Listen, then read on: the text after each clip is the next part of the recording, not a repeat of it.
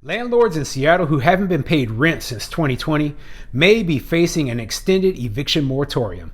I'm Tony, and this is Real Estate Investing and Landlord News. All right, so I have an interesting article for you today, and it's going over the fact that Seattle wants to, once again, look at extending their eviction moratorium. Now, the current eviction moratorium, the new mayor that went in there, they put the eviction moratorium all the way out till February the 14th. So it's going to expire in less than a week. But now they're trying to figure out, are we going to extend this again? My guess is yes, they are going to extend it again, okay? The thing is, we're talking about Seattle here, and Seattle, it's like they're trying to prove that they are the single most progressive, most left-leaning, anti-landlord place in the entire country, as though they want to take that title away from San Francisco and Los Angeles, California. Okay, they want to be so far to the left and so anti-landlord that I guess that nobody can ever question that they hate us, I guess. Now, before I get into this article, go ahead, hit the like and subscribe button, maybe leave a comment down below, and let me know if you think the city of Seattle is going to actually extend their eviction moratorium beyond February the 14th, okay? It's supposed to end on Valentine's Day. And out of the love in their heart, I truly doubt they're going to allow landlords to start evicting tenants on the 14th of February, okay? So, this article, it's coming from Fox 13 Seattle, and it says, Seattle may extend eviction moratorium as tenants and small landlords deal with impacts. No surprise, but let's see what the article says.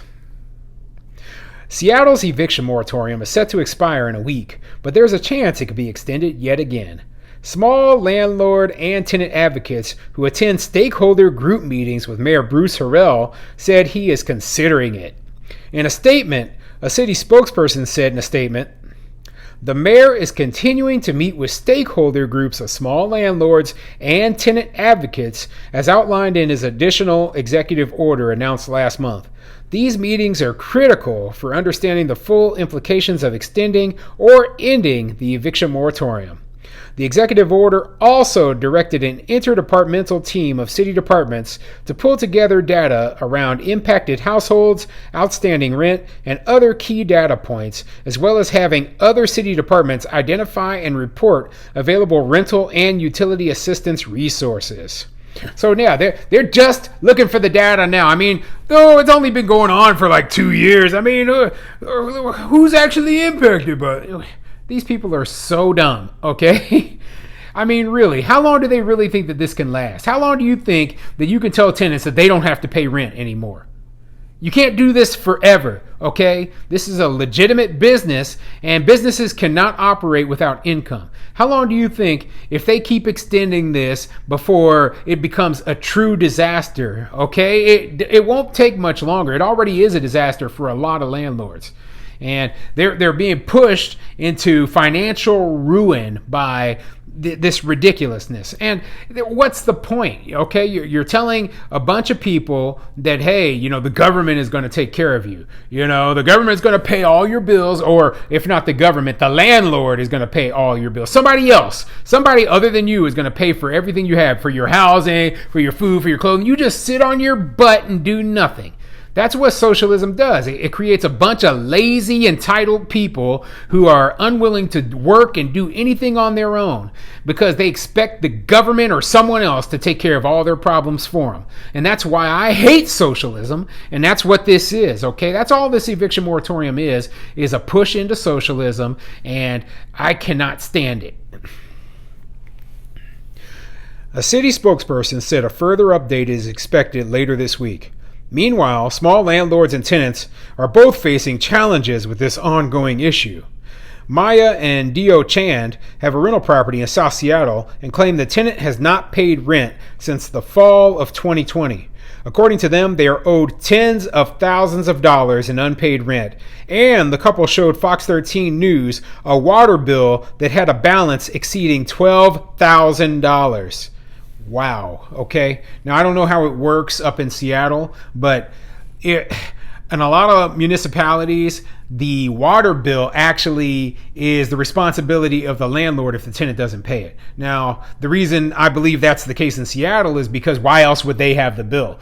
Otherwise, the utility company would be coming after the tenants and not the landlords. So, at least where I invest, I am not responsible for the tenant's water bill. That debt follows them around, and they won't be able to get water turned on at their next place. Even if they leave my unit, right? They won't be able to get water turned on at their next place unless they pay that bill.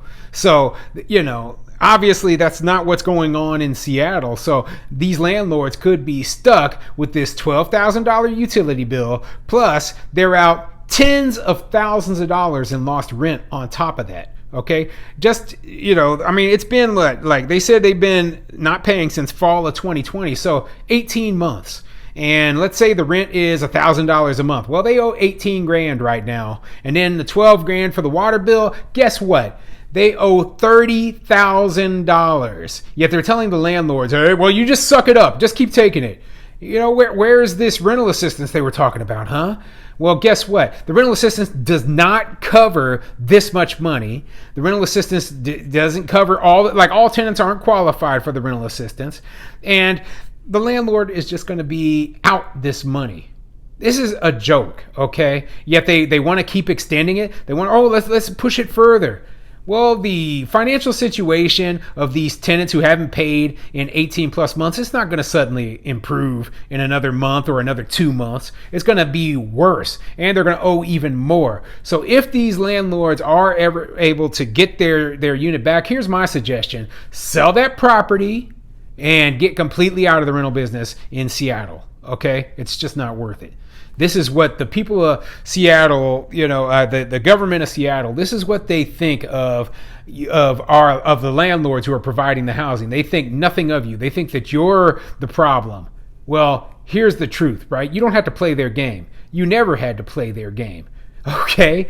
You sell that property to an owner-occupant, right? And hopefully you make a good sum of money, and then you go invest somewhere else, somewhere where there aren't all these tenant protections, okay? That's what I would do. I invest out of state right now. It's not as hard as you think. If you're worried about that sort of thing, buy real estate in a state that is landlord friendly. That is my suggestion. We saved this property so that we can move in when we retired, said Dio. They haven't paid a dime of rent to us.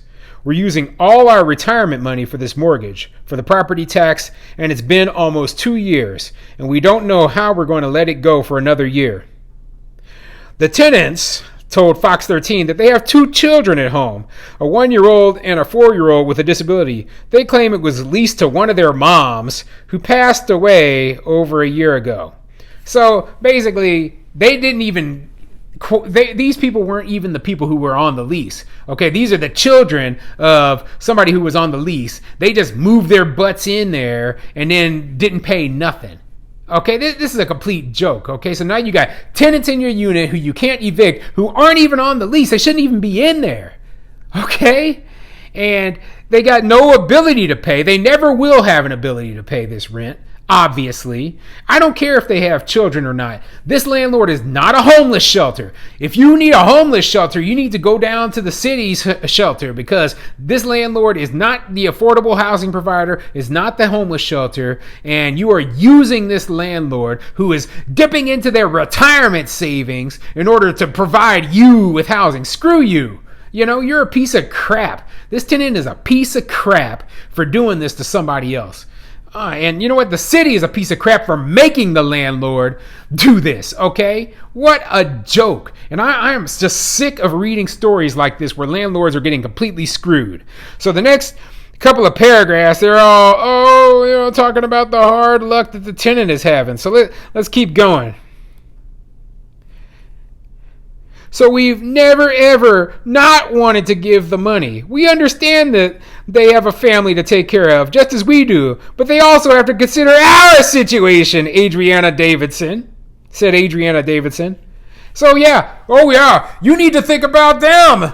While you're going bankrupt, while you're paying thousands of dollars for someone else to live in your place, you need to think about them because, they're really struggling right now. Screw them, okay? Go find somewhere else to live.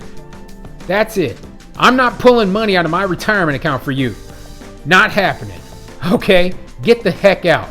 Get out of my house and go find somewhere you can afford or go to the homeless shelter, period, okay?